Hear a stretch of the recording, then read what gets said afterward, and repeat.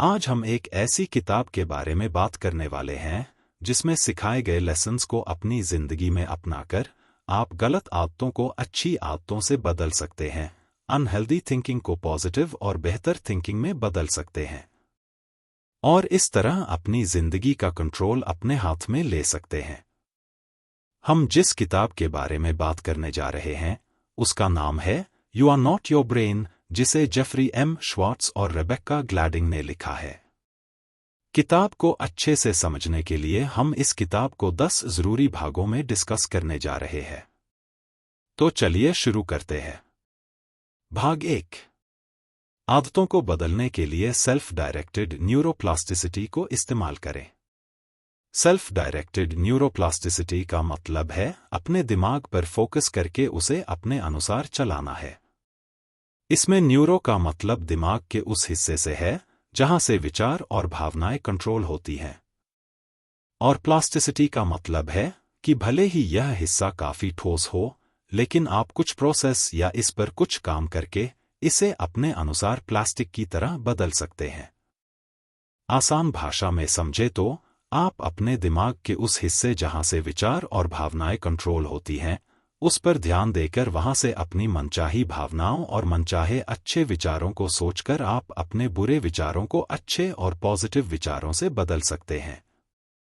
और इसी तरह 21 से 90 दिनों तक लगातार इसे करने से आप अपनी किसी भी बुरी आदत को अच्छी आदत से बदल सकते हैं। भाग 2, हेब्स लॉ और क्वांटम ज़ेनो इफेक्ट। आप इन दो कॉन्सेप्ट्स को सीखकर और इन्हें अपनी जिंदगी में अपनाकर न्यूरोप्लास्टिसिटी का फायदा उठा सकते हैं, मतलब अपने दिमाग पर कंट्रोल कर सकते हैं। नंबर 1 है हेब्स लॉ। इस लॉ के मुताबिक हमारे दिमाग के न्यूरॉन्स, या फिर आसान भाषा में कहें तो विचार, जो एक साथ हमारी जिंदगी को इफेक्ट करते हैं, वह एक ही साथ काम करते हैं। मतलब अपने दिमाग के जिस हिस्से का आप ज्यादा से ज्यादा इस्तेमाल करते हैं वह हिस्सा उतना ही ज्यादा मजबूत बनता चला जाता है। इसे हम एक एग्जाम्पल के साथ आसान शब्दों में समझते हैं। मान लीजिए कि आप एक नई जॉब करते हैं जहां पर आपको समय से पहुंचने के लिए रोज सुबह 8 बजे बस पकड़नी पड़ती है। पहले एक हफ्ते में तो सब कुछ सही चलता है, लेकिन अगले हफ्ते के मंगलवार को आप सुबह के 8:10 पर बस स्टैंड पर पहुंचते हैं, जिस वजह से आपकी बस छूट जाती है और ऑफिस लेट पहुंचने के कारण आप शर्मिंदा भी होते हैं और सीनियर आप पर गुस्सा भी करते हैं। इस वजह से हो सकता है कि आप अच्छा महसूस न करें और परेशान होने लगे। लेकिन 2-3 बार ऐसा ही लगातार होने के बाद जब आप बार बार परेशान और कुछ तनाव महसूस करते हैं तो इसको दूर करने के लिए कई लोग सिगरेट पीने का सहारा लेते हैं। सिगरेट पीने से दिमाग को निकोटीन मिलता है। निकोटीन एक तरह का हार्मोन है जिससे खुशी रिलीज होती है और तनाव कम हो जाता है।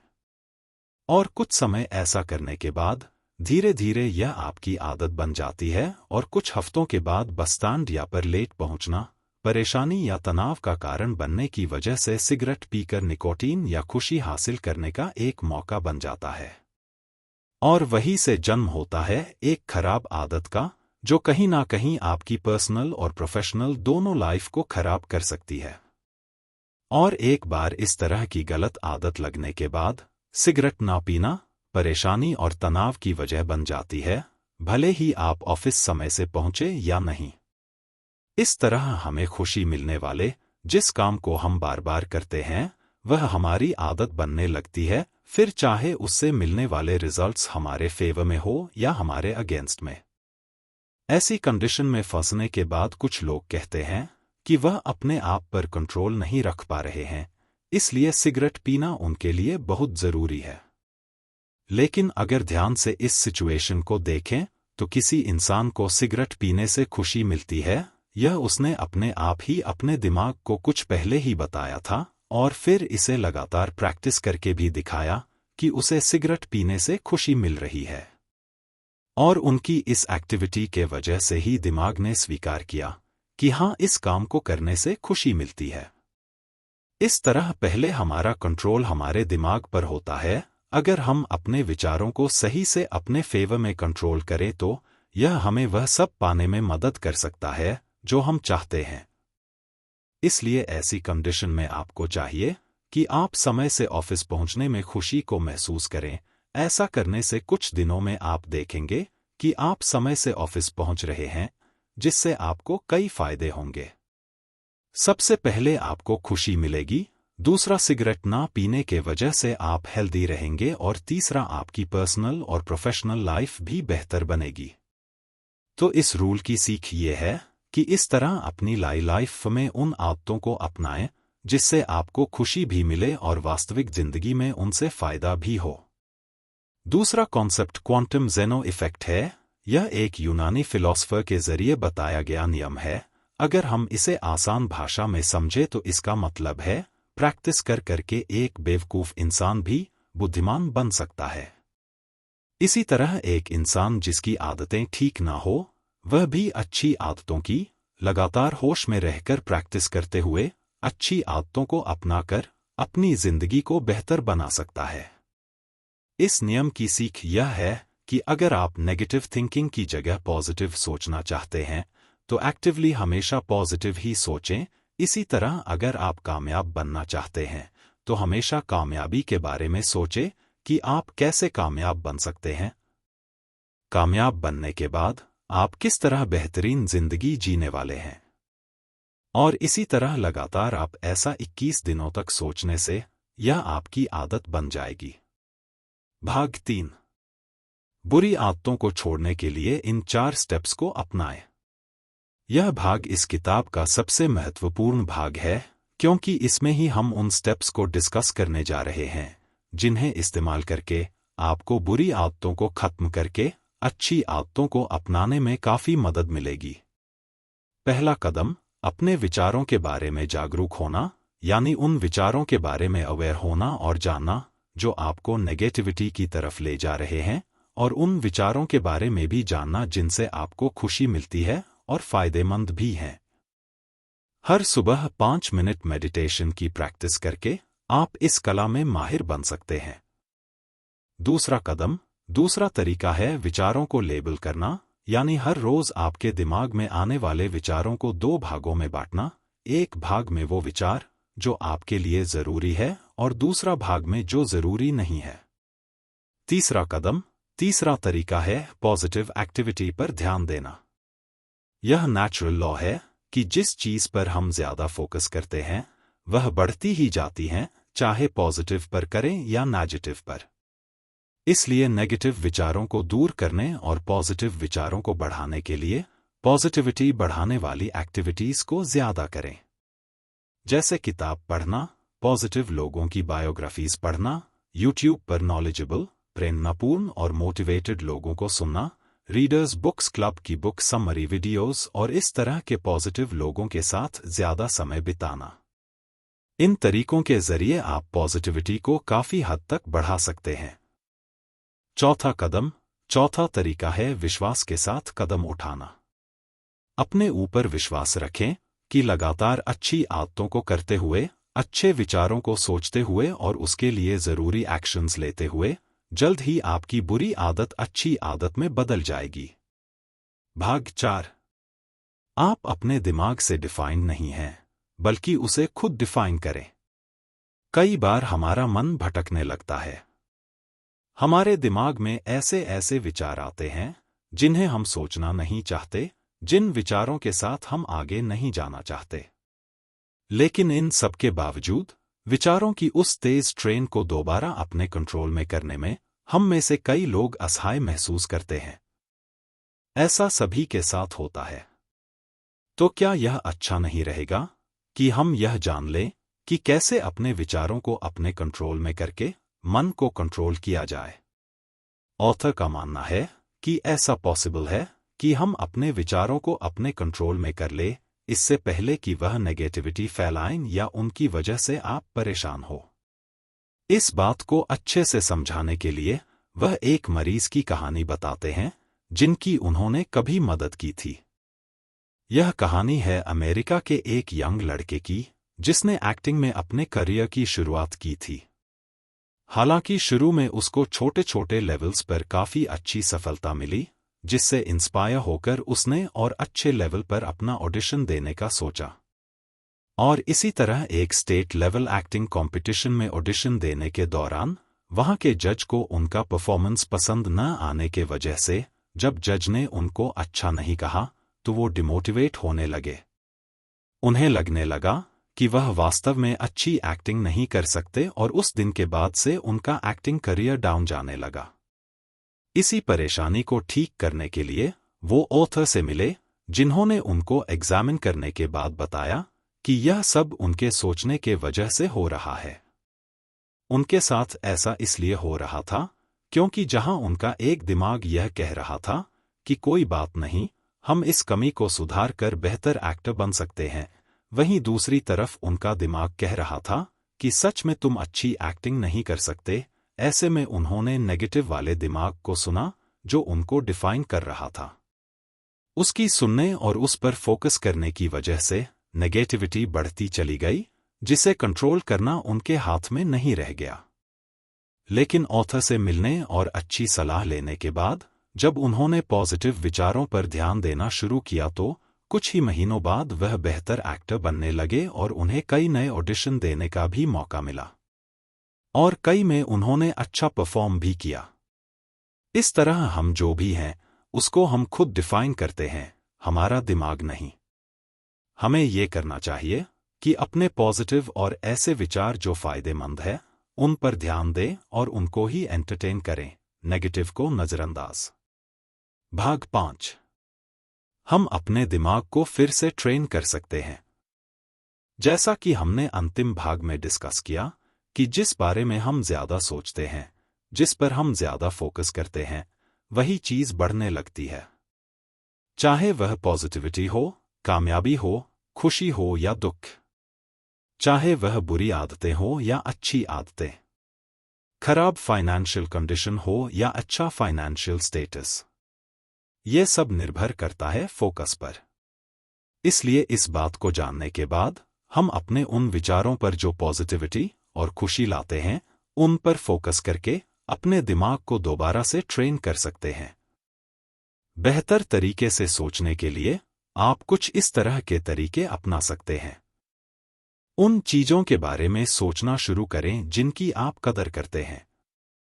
उन चीजों और कंडीशंस के बारे में ज्यादा सोचें जिनसे आपको खुशी मिलती है और जो आपके अंदर हैप्पी फीलिंग्स जनरेट करते हैं।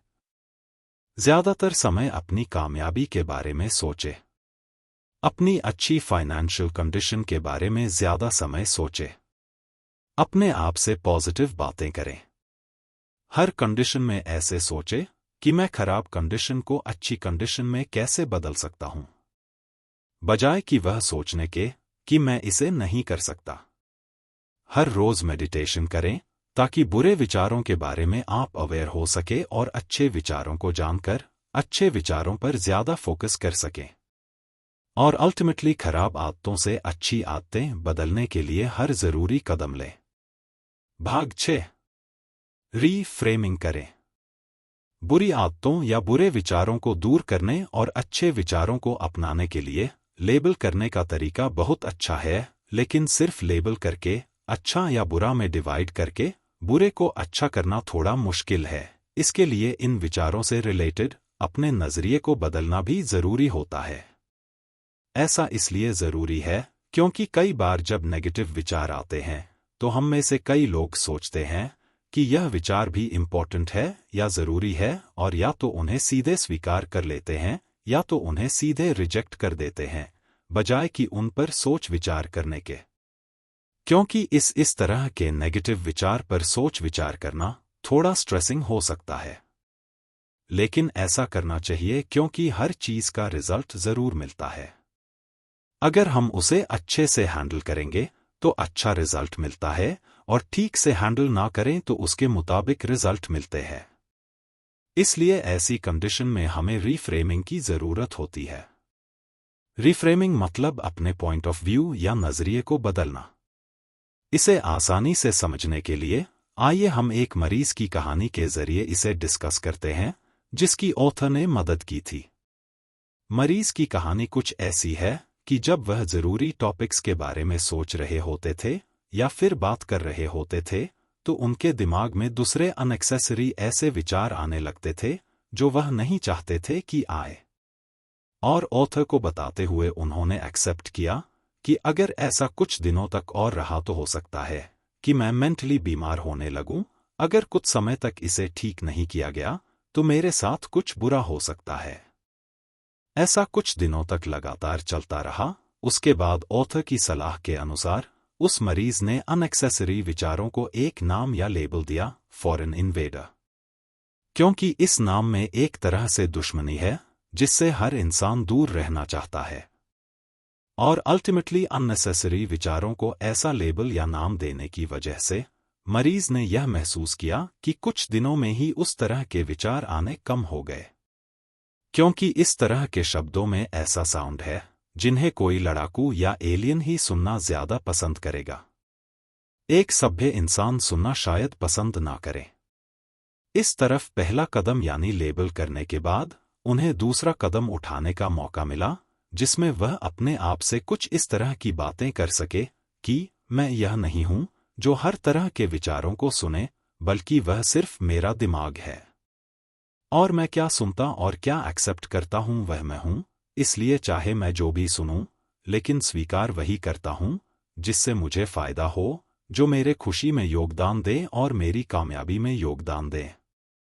इस तरह की एक्टिविटी करने से उन्हें यह जानने में मदद मिली कि जो नेगेटिव विचार आ रहे थे उनका एक्चुअल में किसी तरह का कोई एग्जिस्टेंस ही नहीं था। उन पर विचार करके ठीक तरीके से मैनेज करने से उन्हें तुरंत खत्म किया जा सकता था। इस तरह इस भाग का लेसन यह है कि किसी भी बुरे विचार से डर कर उसे रिजेक्ट करने की बजाय शांत मन से उसके लिए एक समय निकालकर उस बारे में सोचें और उससे दूर करने के तरीकों को शांत मन से सोचकर लगातार अपनाएं। ऐसा करने के कुछ दिनों में आप देखेंगे कि नेगेटिव विचार और खराब आदतें धीरे धीरे लाइफ से जा रही हैं और पॉजिटिव और अच्छी आदत है लाइफ में आ रही हैं। भाग 7, फिर से ध्यान केंद्रित करें। फिर से ध्यान केंद्रित करना अगला जरूरी कदम है जो हमें अपने ध्यान को फिर से ट्रेन करने में काफी मदद करता है।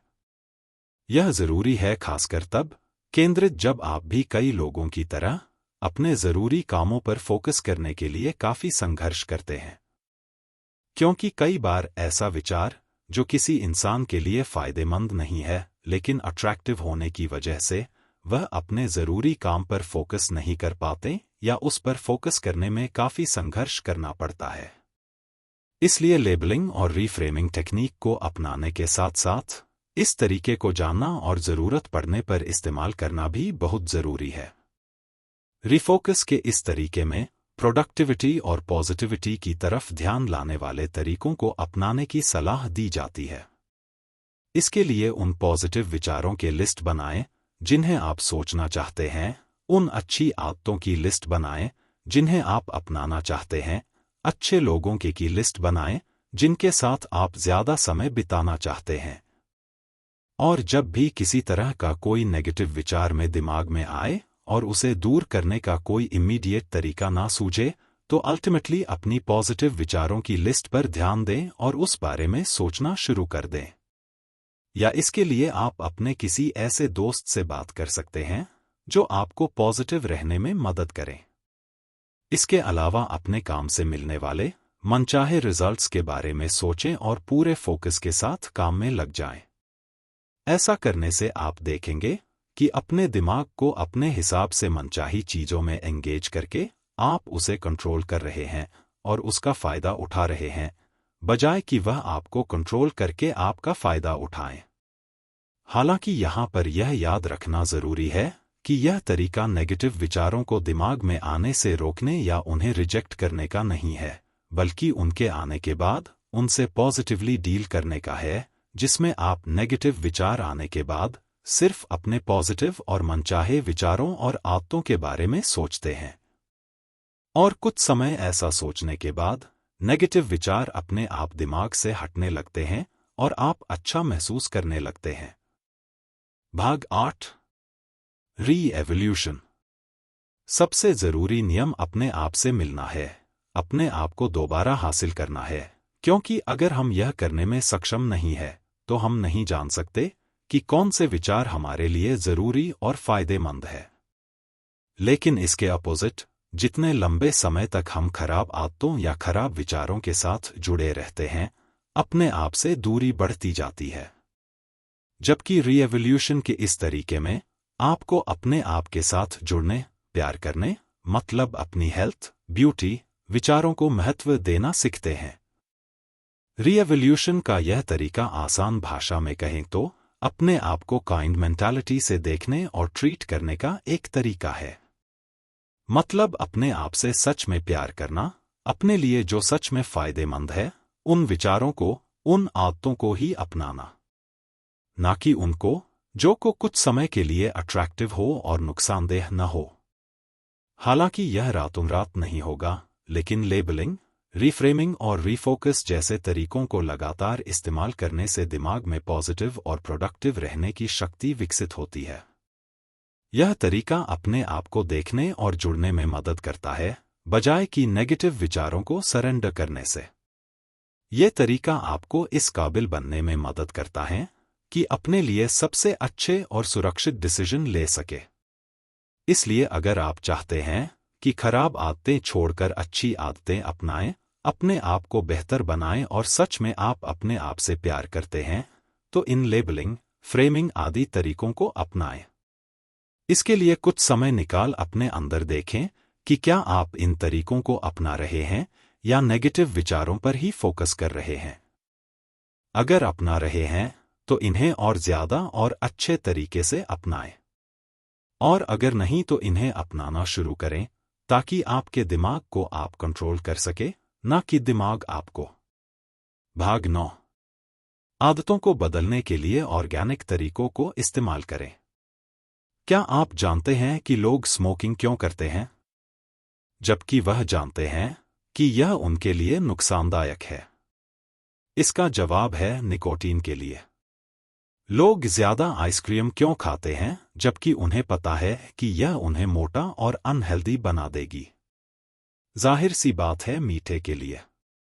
हम यह हमेशा इसलिए करते हैं क्योंकि अपनी डे टू डे लाइफ में उतार चढ़ाव की वजह से होने वाले प्रॉब्लम्स और तनाव को कुछ समय के लिए दूर करने के लिए। इस तरह की निकोटीन और मीठे तरीकों के जरिए हम उन्हें दूर करने की कोशिश करते हैं, लेकिन लगातार ऐसा बार बार करने से कई लोग इसके इतने आदी हो जाते हैं कि फिर इसके बिना तनाव महसूस होने लगता है। जिंदगी के उतार चढ़ाव पर इस तनाव को कुछ समय के लिए दूर करने के लिए कई लोग ड्रग्स जैसी खतरनाक चीजों का भी सेवन करते हैं। हालांकि वह अपने दिमाग से ठीक तरीके से डील करके पॉजिटिव सोचकर उन तनाव को दूर कर सकते हैं, लेकिन तुरंत राहत की लालसा की वजह से वह स्मोकिंग, ड्रग्स जैसी चीजों में इतने आदी हो जाते हैं कि एक समय ऐसा आता है कि इसके बिना उन्हें तनाव महसूस होने लगता है। ऑथर ने भी यह किताब इसी तरह की परेशानियों को सॉल्व करने के मकसद से लिखी है। इसलिए हमें चाहिए कि अपनी जिंदगी की परेशानियों को ऑर्गेनिक तरीके से, विचारों पर ध्यान देकर पॉजिटिव तरीके से हैंडल करें। उस बारे में पॉजिटिव सोचकर उसे ठीक करने के पॉजिटिव तरीकों को अपनाते हुए उस प्रॉब्लम को सॉल्व करें, ताकि वह प्रॉब्लम भी ठीक हो और आपको भी अल्टीमेटली उस तरीके से सीखकर जिंदगी में कुछ और फायदा हो, ना कि स्मोकिंग, ड्रग जैसे तरीकों से, जिनसे तनाव से कुछ समय के लिए तो राहत मिल जाती है, लेकिन अल्टीमेटली आपको कई तरह से नुकसान पहुंचता है। भाग 10। 3 महत्वपूर्ण सबक। पहला, अपने लिए फायदेमंद चीज को अपनाएं। कई बार ऐसा होता होगा कि सोशल मीडिया पर स्क्रॉल करते समय कोई ऐड, शॉर्ट वीडियो आपको काफी अट्रैक्ट कर जाती है। इसी तरह टीवी पर कोई तो आपको काफी अच्छा लगता है। लेकिन यहां ध्यान से समझने की बात यह है कि ऐसी सिचुएशन में जब चीजें आपको अच्छी लगती है तो वह आपको अच्छी नहीं लगती, बल्कि वह आपके दिमाग को अच्छी लगती है। क्योंकि जैसा हमने पहले डिस्कस किया कि ऐसी चीजों को देखकर हमारे दिमाग में निकोटीन जैसे कई हैप्पी हार्मोन्स रिलीज होते हैं, जिनसे हमारे दिमाग को अच्छा महसूस होता है। ऐसे के कई लोग इसे अपने लिए भी अच्छा मान के डायरेक्टली बिना सोचे समझे अपना लेते हैं, लेकिन साइकोलॉजिस्ट ऑथर ने जो हमेशा सलाह दी है इस किताब में, उसके मुताबिक हमें ऐसी कंडीशन में एनालाइज करना चाहिए कि जो चीज़ हमारे दिमाग को अच्छी लग रही है, क्या वह हमारे लिए, हमारी वास्तविक खुशी, हमारी कामयाबी, हेल्थ, ब्यूटी आदि के लिए सच में फ़ायदेमंद है या नहीं। अगर फ़ायदेमंद है तो ही उसे अपनाएं, नहीं तो उसे रिजेक्ट करके पॉजिटिविटी पर फोकस करें। और रिजेक्ट करने के काफ़ी तरीके हमने डिस्कस किए, उनमें से कोई भी तरीका अपना सकते हैं। दूसरा, 4 स्टेप्स के जरिए अपने विचारों पर कंट्रोल रखें। अगर हम शॉर्ट में डिस्कस करें तो सबसे पहला स्टेप है विचारों के बारे में अवेयर रहें, जिसके लिए मेडिटेशन कर सकते हैं। दूसरा स्टेप है लेबल करें कि कौन सा विचार आपके लिए अच्छा है और कौन सा नहीं। तीसरा है पॉजिटिव एक्टिविटी पर ध्यान दें। और चौथा है विश्वास के साथ जरूरी एक्शंस लेते रहें। तीसरा, अच्छी आदतों की नोटबुक बनाएं और उनमें लिखें। आप जिन अच्छी आदतों को अपनाना चाहते हैं, जिन अच्छे विचारों को सोचना चाहते हैं, जिन अच्छे लोगों के साथ आप रहना चाहते हैं और जिस तरह की अच्छी फाइनेंशियल कंडीशन में आप जीना चाहते हैं, उन्हें लिखें और इम्प्लीमेंट करने के एक्शन प्लान के साथ टाइम टू टाइम जरूरी एक्शंस लेते रहें। तो दोस्तों, यह है खराब आदतों को छोड़ने और अच्छी आदतों को अपनाने के तरीके। मुझे उम्मीद है कि आपने कई नई बातें और तरीके सीखे, जिन्हें अपनी जिंदगी में अपनाएं और अच्छी आदतों को अपनाते हुए अपनी जिंदगी में पॉजिटिविटी, खुशहाली और कामयाबी को अट्रैक्ट करें। Thank you for watching video.